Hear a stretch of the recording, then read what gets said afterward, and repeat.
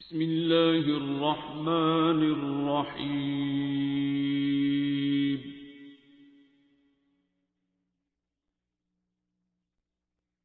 الرحمن یہ ہے کہ یہ قوم جو ہے وہ بڑی دیر سے غم کی حالت میں ہے. اگریڈ. اور نہ یہ غم منا پاتی ہے نہ یہ خوشی مناتی ہے. ٹھیک ہے. تو اس ایکٹیویٹی سے یہ ہوا ہے کہ کروڑوں روپیہ موبلائز ہوا ہے. ٹھیک ہے. اربوں روپیہ. اربوں روپیہ اس میں جنہوں نے دہاڑی لگانی تھی، جنہوں نے پہلے پلان کر کے کیا، جنہوں نے اسٹیمپ والے گڈے بیچنے تھے، جن کے پہلے سے مال پڑا تھا، جنہوں نے وہ بکوانا تھا اور بکنا تھا، وہ تو کر لیا. لیکن کئی ماڑوں کا بھی کام چل گیا. آخری دن بغیر موروں کا ہی سارا کچھ ہوا ہے.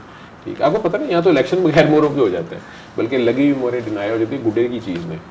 تو وہ گانا ایک ہی چل رہا ہے، نچ پنجابن نچ. تو پنجابن ناچ رہی ہے اور ڈور اس کی کسی اور کے ہاتھ میں ہے، لیکن پنجابن ناچ رہی ہے. اب وہ مجاجن کب بنتی ہے؟ ویسے پلاسٹک بچے جو ہیں وہ پلاسٹک کے گڈے بھی اڑا رہے ہیں. گڈی تو چھڑتے ہی نہیں نا، تمہیں پتہ ہے پنجابی. وہ گڈی چموڑی ہے کسی نے، دیکھو ان کی تم کی بن رہا ہے. ٹانگے ویسے آپس لڑ پے نے کہ کئی باری گڈی جڑی ہوتی ہے نا وہ پاٹ پوٹ جاتی ہے، کسی کے بھی ہتھے نہیں آتی. ٹھیک ہے، تو دیکھیں ان قریب کیا ہوتا ہے. ان قریب کیا ہوتا ہے ہمیں یہ نہیں پتہ چل رہا نا، ہم نے خوشی منانی ہے یا غم منانا ہے. قوم میرا خیال ہے غم منا رہی ہے، کیونکہ ہمیں تو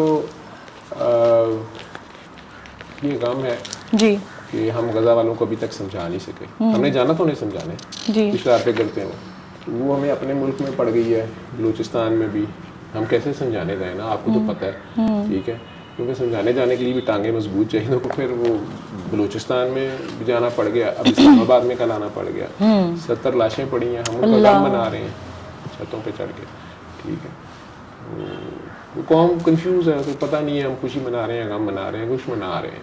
کچھ منا رہے ہیں. ٹھیک ہے نا، بسنت مناتا ہے کسان کہ اس نے فصل کاٹی. لیکن آپ کو پتہ ہے یہ میں پڑھ رہی تھی کہ اس کا ایک صوفیزم کے ساتھ دربار پہ specially renewal of your civil.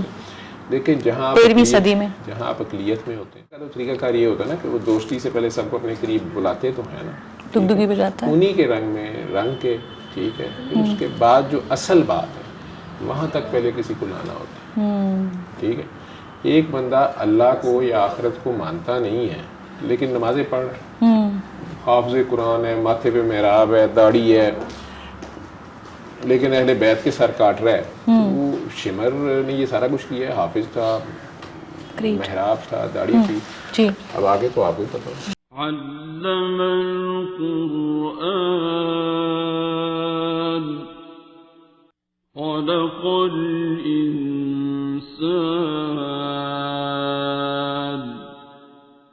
علمه البيان